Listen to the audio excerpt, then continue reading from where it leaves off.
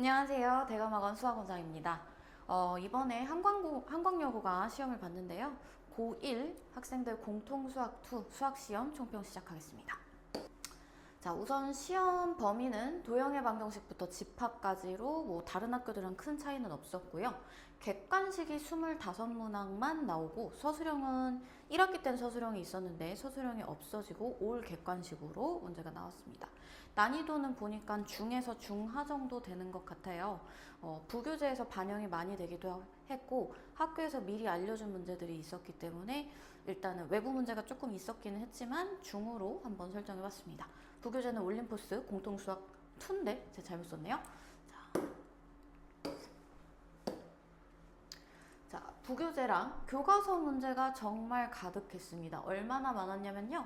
25문항 중에 무려 18문항이 교과서랑 부교재 문제였는데 이 중에서도 한 8문제에서 9문제 정도는 교과서 문제였던 것 같아요. 그러니까 교과서도 되게 많이 나오고 그 다음에 부교재 문제도 되게 많이 반영을 하시고 또 부교재 안에서도 유형 문제, 서술형 문제, 고난도 문제가 있는데 이것들 다 골고루 반영을 하신 것 같습니다.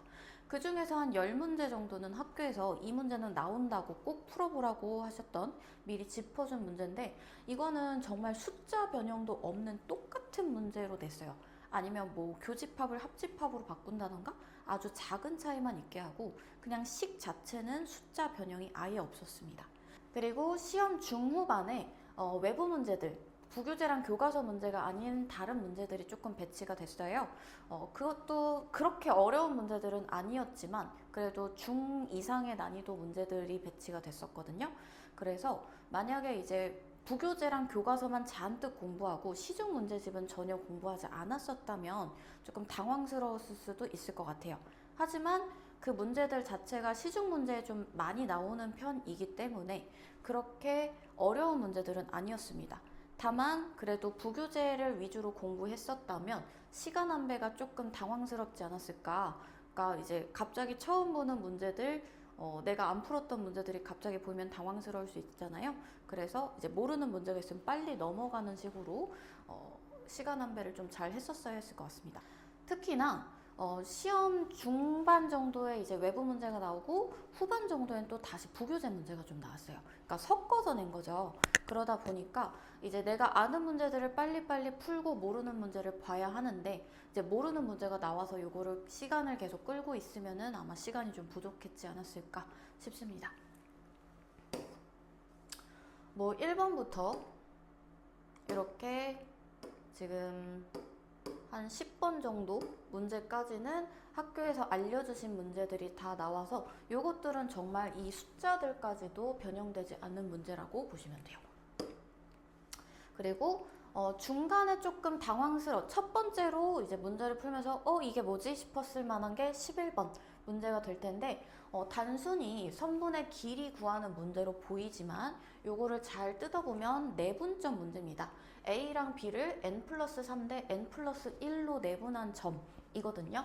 그걸 파악하고 있으면 30초 만에 풀 수 있는데 근데 그렇지 않고 요거를 열심히 계산을 했으면 아마 여기서 시간을 조금 많이 끌지 않았을까 싶네요. 자세한 풀이는 이제 기출 해설 영상 올려놨으니까 거기서 참고하시면 좋을 것 같습니다. 자, 이런 13번 같은 문제들도 여기 있는 식만 조금 바뀌었고요. 여기 있는 그림들은 다 그대로 사용하셨습니다. 그래서 익숙했을 것 같아요. 이렇게 부교재 문제도 나오다가 중후반부터 부교재 문제도 나오다가 그 다음에 이제 외부 문제도 나왔다가 다시 부교재 문제 나왔다가 이렇게 왔다 갔다 하거든요. 그래서 문제를 풀다가 조금 잘 안 보인다, 이게 뭔지 잘 모르겠다 그러면은 내가 알고 있는 문제로 빨리빨리 넘어갔어야 하지 않을까 싶습니다.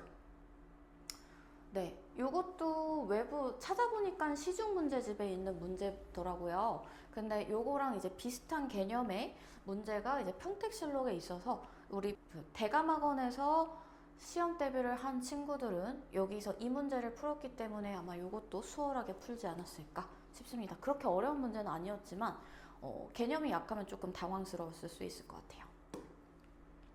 네, 그리고 한강여고가 지금 예전에 21년도 23년도네요. 23년도에도 삼각형의 넓이의 최대값, 최소값 문제를 냈었는데 요번에도 직각 이등변 삼각형 넓이의 최대값, 최소값의 합을 또 출제하셨네요. 네, 그래서 비슷한 문제들을 계속 내시고 있는 경향도 보였습니다. 그 다음에 이제 24, 25번이 마지막 문제인데 23번까지 시간을 많이 썼을 거예요. 근데 24번에 이제 고난도 문제, 그 부교재 문제가 갑자기 눈에 띄어가지고 급하게 푼 친구들도 있을 것 같아요. 이래서 문제를 조금 섞어서 외부 문제랑 부교재 문제랑 섞어서 내셔가지고 아는 문제들을 빨리빨리 풀어내고 모르는 문제를 나중에 조금 풀어내는 게 이 시험의 승패를 가르는 그런 키가 되지 않았을까 싶습니다. 네, 마지막 문제도 부교재 문제는 아니었어요. 부교재 문제는 아닌데 그 유사한 문제를 이제 평택실록에서 한강여고 21년도 문제로 발견할 수 있었습니다. 예전에 냈던 경향들을 계속해서 유지하고 있다는 뜻이거든요. 그래서 이번 시험도 그렇게 한강여고 시험지는 준비하기 어려운 시험은 아니었던 것 같습니다. 자, 기말 대비 전략, 그리고 앞으로의 수학 공부는 어떻게 해야 될지 한번 알아볼게요. 사실 1학기 때는 부교재 반영률이 높지는 않았어요. 그렇게 막 높진 않았는데, 근데 그래도 부교재가 조금 이번에 많이 나왔기 때문에 기말 때도 많이 나올 가능성이 높으니까 부교재 반복 잘 해주시고, 한강여고 시험 문제는 미안하지만 다른 학교, 요 주변에 있는 뭐 평고나 신안고, 한강고 이런 학교들보다는 조금 그래도 수월하게 대비할 수 있는 편이거든요. 그래서 학교 시험 난이도보다 조금 더 어렵게 공부를 해줘야 모의고사나 수능까지 대비가 가능합니다. 왜냐면 이제 다른 학교들은 부교재도 모의고사 기출문제집을 쓰고 이러는데 한강여고는 이제 계속해서 올림포스를 쓰셨거든요. 그러다 보면 이제 학교 시험을 준비하거나 학교 시험 난이도는 그렇게 높지 않으니까 내신 대비할 땐 좋겠지만 수능에서 조금 약해질 수가 있어요. 그래서 그것까지 스스로 좀 공부를 해주셔야 됩니다. 그래서 부교재랑 교과서 반복 학습하는 거는 시험 직전에 당연히 해줘야 할 일이고요. 그 다음에 고쟁이 같은 심화서 한 권을 계속 반복해서 풀면서 내가 모르는 개념들 그리고 발상을 요하는 문제들의 아이디어들 이런 것들을 계속해서 조금 머릿속에 입력하시고 그렇게 공부를 하셔야 될 것 같습니다. 이렇게 공부하면 기말고사도 당연히 1등급 나올 거고요. 그 다음에 모의고사도 점차 등급을 올려나갈 수 있을 거예요. 알겠죠? 한강여고 친구들, 우리 내신도 신경 써야 하지만 모의고사도 꼭 신경 쓰셔야 됩니다. 그래서 내신 시험은 당연히 1등급이고 모의고사까지 쭉 성적 올릴 수 있게 공부해봐요. 화이팅!